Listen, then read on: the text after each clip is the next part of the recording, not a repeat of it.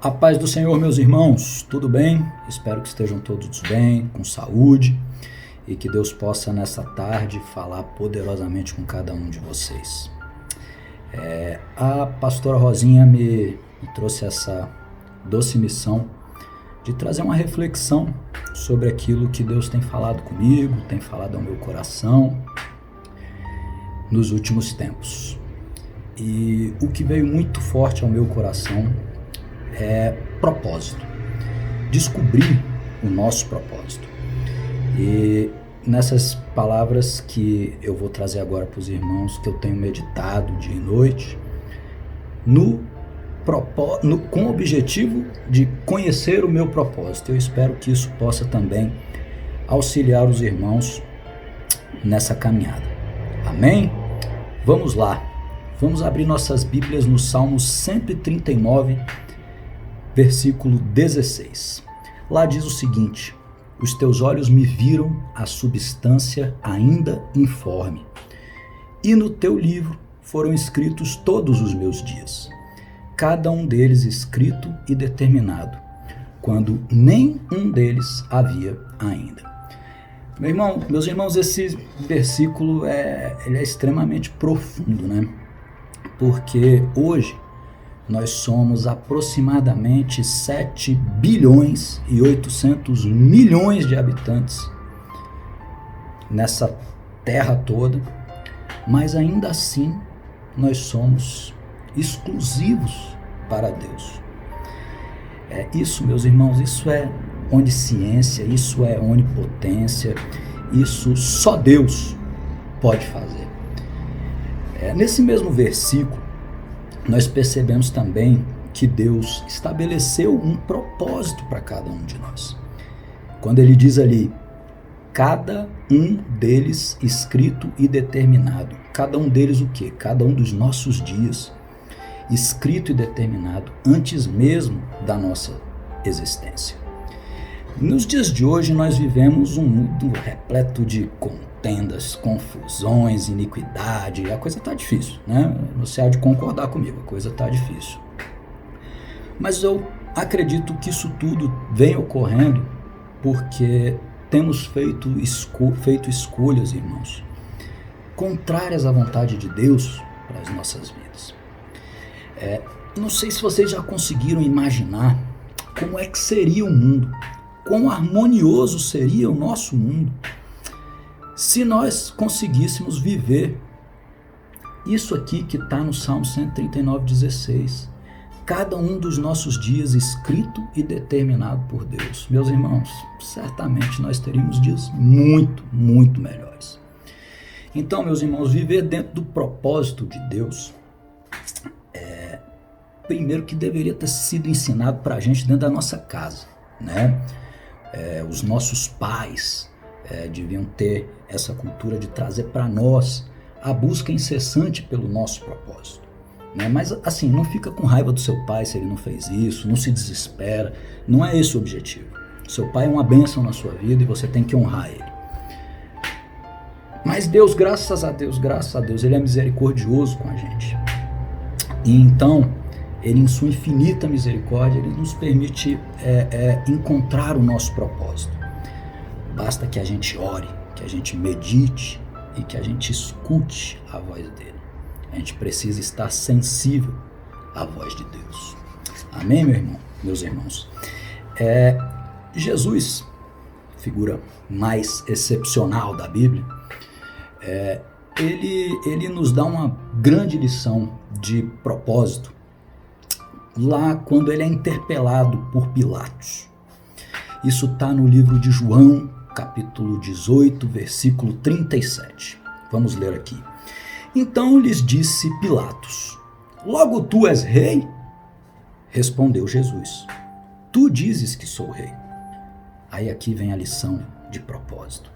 Eu para isso nasci e para isso vim ao mundo, a fim de dar testemunho da verdade. Todo aquele que é da verdade ouve a minha voz. Uau, meu irmão, uau. Jesus aqui, ele deixa muito claro qual era o propósito dele, meus irmãos. dar testemunho da verdade. E só ele poderia fazer isso. Só ele conseguiria dar testemunho da verdade. Porque ele é o único de todos que passaram por essa terra que foi plenamente obediente a Deus e aquilo que o Pai havia designado para ele. Irmãos, o propósito de Deus, ele não tem que ser só buscado por nós. É muito mais. Ele tem que ser vivido por nós. No nosso dia a dia, a gente tem que viver o nosso propósito. Quando a gente vive o nosso propósito, é que a gente experimenta o sobrenatural de Deus. A gente precisa compreender o nosso propósito como a nossa identidade. Não é? Isso é muito profundo. A gente precisa compreender o nosso propósito como a nossa identidade. Quando José recebeu de Deus sonhos a respeito de um dia estar governando, ele não recebeu apenas uma promessa de Deus. Ele estava recebendo fragmentos do propósito de Deus para a vida dele. Deus queria fazer de José um instrumento para que ele, sua família e as nações daquela época pudessem ser guardados e preservados da fome que assolaria o mundo todo. E José fez tudo com muito, muito louvor. E ele engrandeceu o nome de Deus ao cumprir o propósito dele. Então, meus irmãos, eu quero fazer mais um paralelo com as palavras de Deus. Eu queria que vocês abrissem as Bíblias em 2ª Epístola de Paulo a Timóteo, capítulo 4, versículo 7. É um trecho da Bíblia conhecido, muito conhecido por todos. E ele diz o seguinte: combati o bom combate, completei a carreira, guardei a fé. Um versículo, 3 declarações. Primeira, combati o bom combate. Segunda, e é essa que a gente vai se ater mais aqui na nossa reflexão, completei a carreira.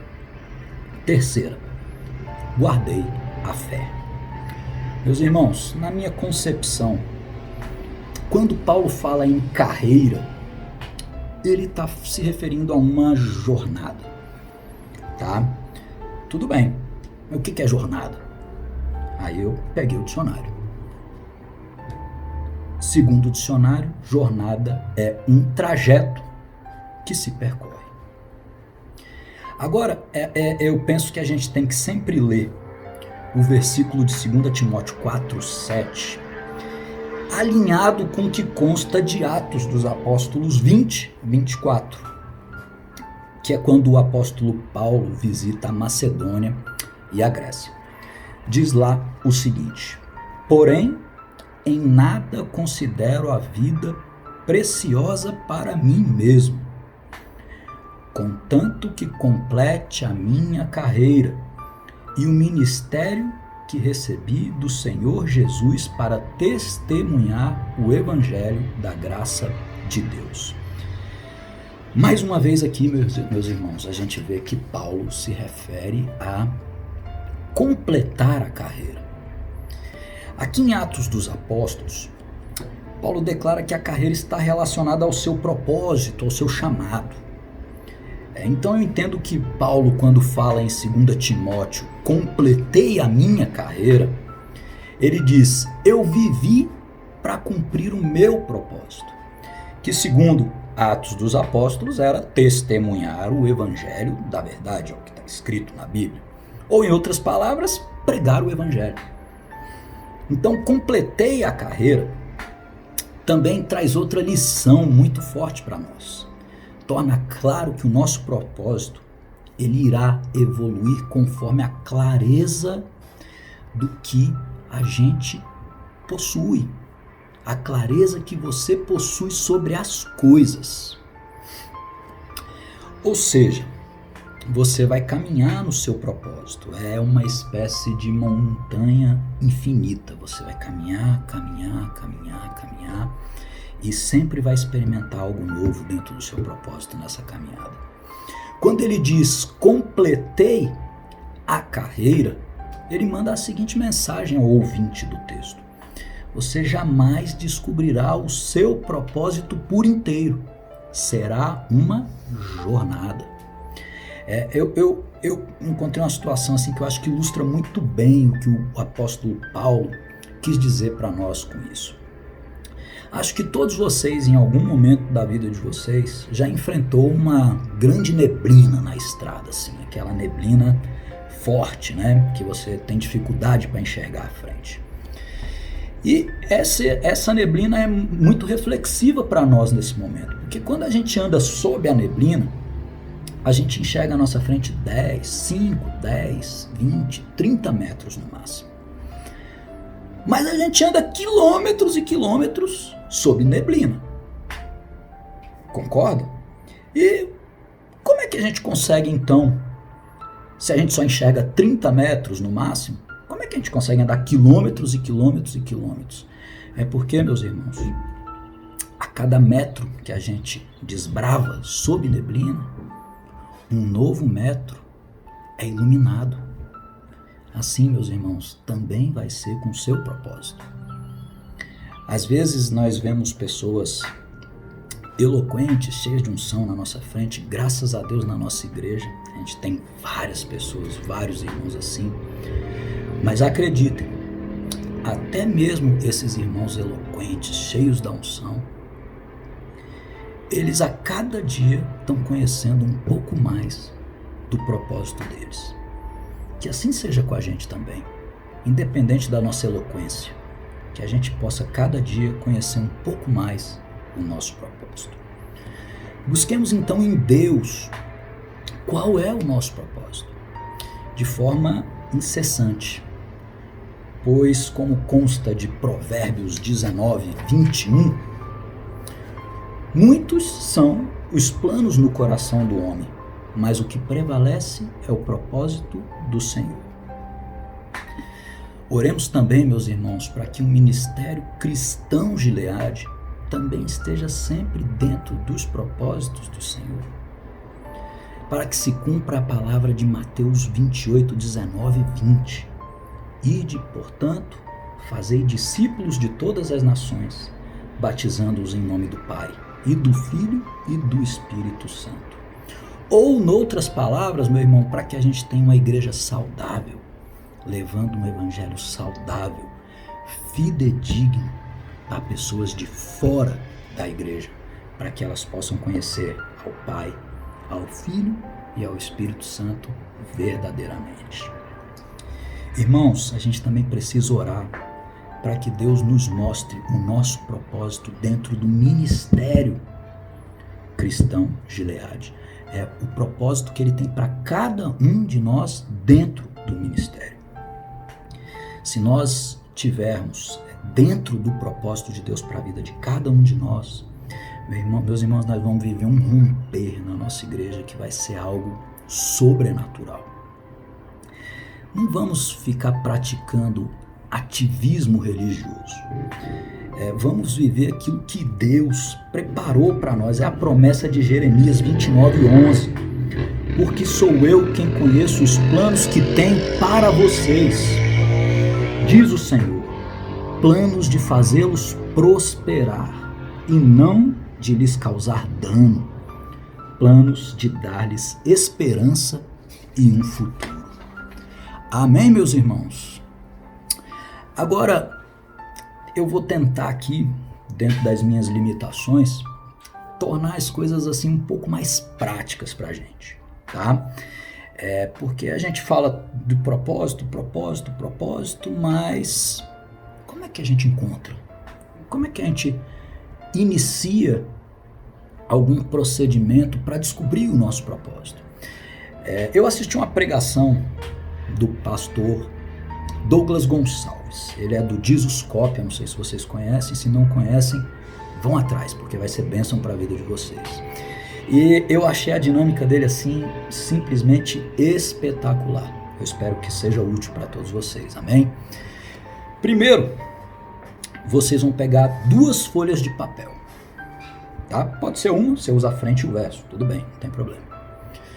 Nelas vocês vão fazer 3 círculos. 3 círculos. Esses círculos, eles vão se interligar. E vocês vão numerar círculo 1, círculo 2, círculo 3. O nosso editor-chefe, pastorzão Aliton Alencar, ele vai colocar aí uma figurinha pra gente, você vai ver como é que ficou. Depois, dentro desses círculos, você vai escrever no círculo 1 o que você tem prazer em fazer. Depois, no círculo 2, você vai escrever no que você é bom. Qual a habilidade que você tem? Meu irmão, não estou falando aqui no que você é o melhor do mundo, não. Não é isso, não é isso. É o que você tem talento.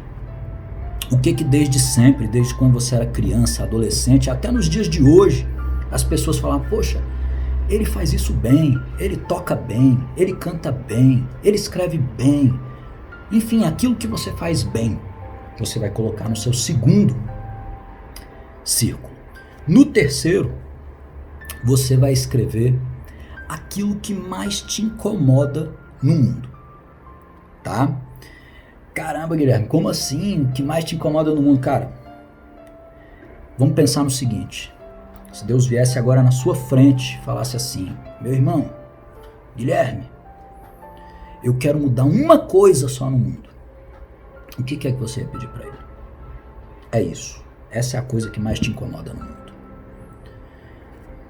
Vocês lembram que esses 3 círculos eles estavam interligados. A figura que o nosso pastor colocou aí para nós, o nosso editor-chefe colocou, deixou bem claro como é.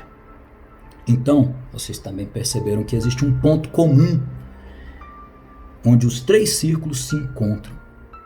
Meu irmão, é ali que mora o seu propósito. Editor-chefe, coloca pra gente aí de novo, por favor, a figura 2. Meu irmão, esse centrinho aí, esse centrinho é onde está o teu propósito. Então, em uma linguagem bem prática, meus irmãos, bem prática, afastada assim de toda e qualquer lição teológica, tá?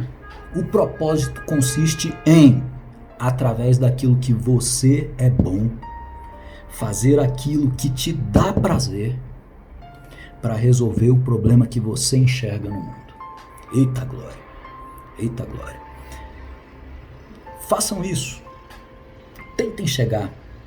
Tentem enxergar o propósito de Deus na vida de cada um de vocês.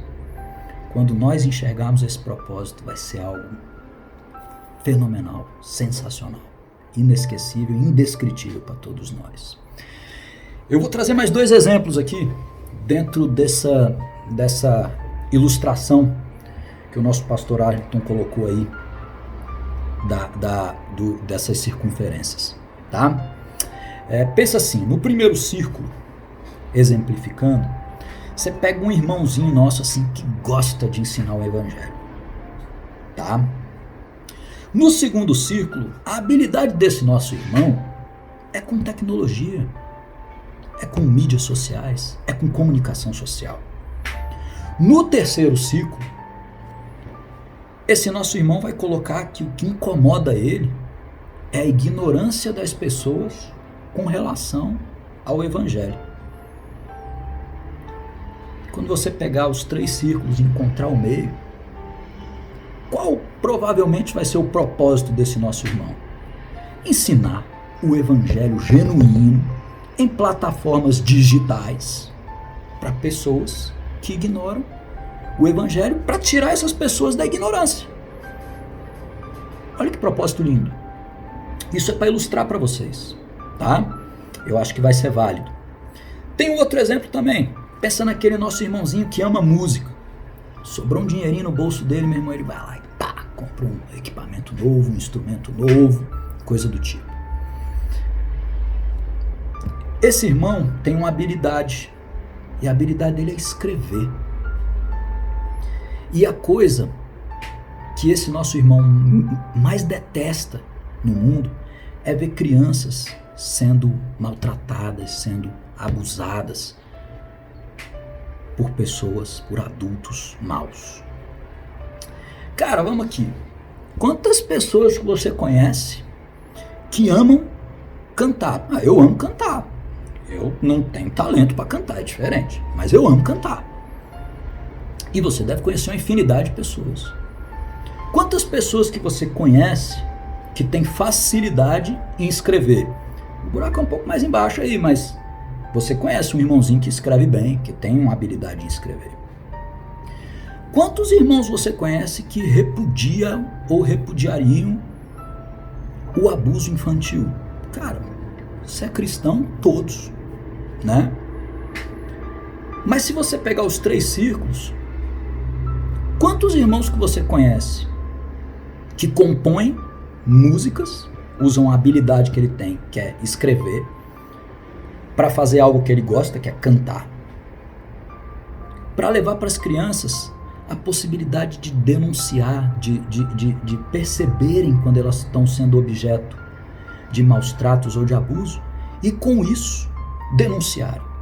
Cara, aí são pouquíssimos que fazem isso. Esse é o propósito desse nosso irmãozinho do exemplo. Amém? Vocês entenderam aí? Irmãos, então, essa foi a breve reflexão que Deus trouxe ao meu coração. Eu espero que tenha sido bênção na sua vida, especialmente que ela seja útil para ajudar você a encontrar o seu propósito. Por fim, como nós estamos no propósito de ler todo o livro de Salmos até o final de 2020, eu vou pedir para os irmãos para abrirem as suas Bíblias em Salmos 27. E nós vamos declarar essa palavra do Salmos 27 sobre o ministério cristão Gileade. Amém? Vamos lá? Vocês vão perceber que eu fiz umas adaptações para trazer essa palavra do Salmo para a primeira pessoa do plural, nós. Então, vai estar um pouquinho diferente da sua Bíblia, mas é uma declaração em nome da nossa igreja. Amém? Vamos lá. O Senhor é a luz do ministério cristão Gileade e a nossa salvação. De quem teremos medo? O Senhor é a fortaleza das nossas vidas. A quem temeremos? Quando malfeitores sobrevêm para nos destruir, nossos opressores e inimigos, eles é que tropeçam e caem. Aleluia, Senhor. Ainda que um exército se acampe contra o ministério cristão Gileade, não se atemorizará o nosso coração. E se estourar contra nós a guerra, ainda assim teremos confiança. Uma coisa pedimos ao Senhor e a buscaremos incessantemente, que possamos morar na casa do Senhor todos os dias das nossas vidas, para contemplar a beleza do Senhor e meditar no seu templo. Pois no dia da adversidade, Ele nos ocultará no seu pavilhão, no recôndito do seu tabernáculo nos acolherá e levar-nos-á sobre uma rocha. Agora serão exaltados o ministério cristão Gileade e cada um dos seus membros acima dos inimigos que nos cercam. No seu tabernáculo ofereceremos sacrifício de júbilo, cantaremos e salmodiaremos ao Senhor. Ouve, Senhor, a nossa voz, nós clamamos, compadece-te de nós e responde-nos.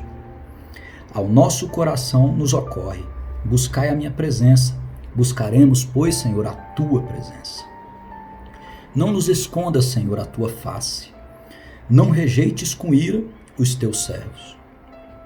Tu és o nosso auxílio, não nos recuse, nem nos desampares, ó Deus da nossa salvação. Porque, se nosso pai e nossa mãe nos desampararem, o Senhor nos acolherá. Ensina-nos, Senhor, o teu caminho e guia-nos por vereda plana, por causa dos que nos espreitam. Desculpa.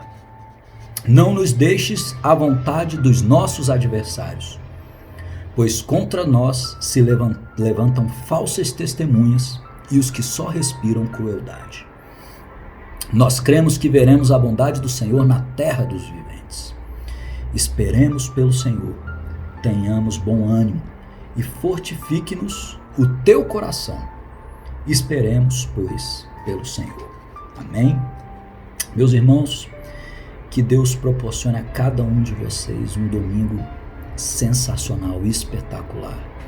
Que vocês vivam a melhor semana da vida de vocês e que vocês possam conhecer o propósito de cada um, porque ao conhecermos nosso propósito, nós podemos mudar a história. Que Deus abençoe cada um de vocês, fiquem com Deus e que Deus livre de todo Covid-19, os irmãos que estão adoentados que se recuperem, os que não pegaram que continuem imunizados pelo sangue de Jesus. Amém? Bom domingo, fiquem na paz.